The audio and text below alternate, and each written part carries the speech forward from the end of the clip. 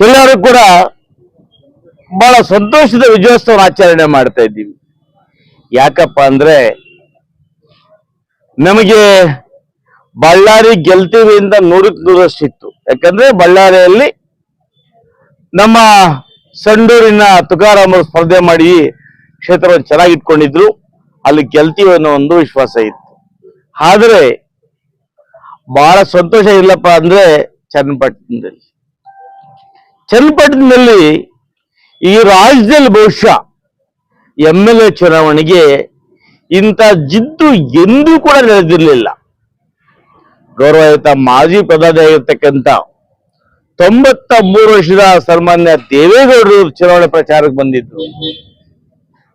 ಈ ಕೇಂದ್ರದ ಮಂತ್ರಿ ಆಗಿರ್ತಕ್ಕಂಥ NDAದ ಪ್ರಮುಖ ನಾಯಕರಾಗಿರ್ತಕ್ಕಂಥ ಮಾಜಿ ಮುಖ್ಯಮಂತ್ರಿಗಳು ಸ್ವತಃ ನಿಖಿಲ್ ಅವರ ತಂದೆ ಆಗಿರ್ತಕ್ಕಂಥ ಕುಮಾರಣ್ಣವರು ಕೂಡ ಸುಮಾರು 15 ದಿನಗಳ ಕಾಲ ನನ್ನ ಮಗಳನ್ನು ಗೆಲ್ಲಿಸಲೇಬೇಕು ಅಂತೇಳಿ ಪಣ ತೊಟ್ಟು ಅವರು ಅಲ್ಲಿ ಹಠವನ್ನು ಬಿದ್ದಿದ್ರು, ಗೆಲ್ಸ್ತೀವಿ ಅಂತ. ಇದರೊಟ್ಟಿಗೆ ಮಾಜಿ ಮುಖ್ಯಮಂತ್ರಿ ಆಗಿರ್ತಕ್ಕಂಥ ಯಡಿಯೂರಪ್ಪ ಸಾಹೇಬರು, ಈ ಒಂದು ವಿರೋಧ ಪಕ್ಷ ನಾಯಕರಾಗಿರ್ತಕ್ಕಂಥ ಅಶೋಕ್ ಅಣ್ಣವರು,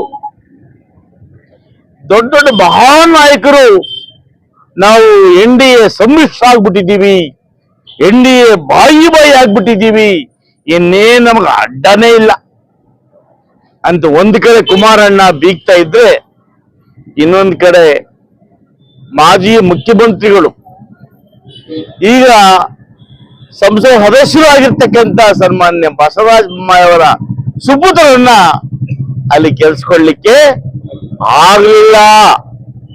ಯಾಕಪ್ಪ ಅಂದ್ರೆ ಕಾಂಗ್ರೆಸ್ನವ್ರ ಬಗ್ಗೆ ಬಹಳಷ್ಟು ಅಪಪ್ರಚಾರ ಮಾಡಿದ್ರು. ವಕ್ಫ್ ಆಸ್ತಿ ತಿನ್ಬಿಟ್ಟಿದ್ದಾರೆ, ಹಿಂದೂಗಳ ಆಸ್ತಿ ತಿನ್ಬಿಟ್ಟಿದ್ದಾರೆ ಅಂತೇಳಿ, ಹಿಂದೂಗಳ ಆಸ್ತಿ ಎಲ್ಲವನ್ನೂ ಕೂಡ ವಕ್ಫ್ ಮಾಡ್ಬಿಟ್ಟಿದ್ದಾರೆ ಅಂತೇಳಿ ಅಪಪ್ರಚಾರ ಮಾಡಿದ್ರು. ಈ 5 ಗ್ಯಾರಂಟಿಗಳು ಸರಿಯಾಗಿ ಕೊಡ್ತಾರೆ ಅಂತ ಅಪಪ್ರಚಾರ ಮಾಡಿದ್ರು.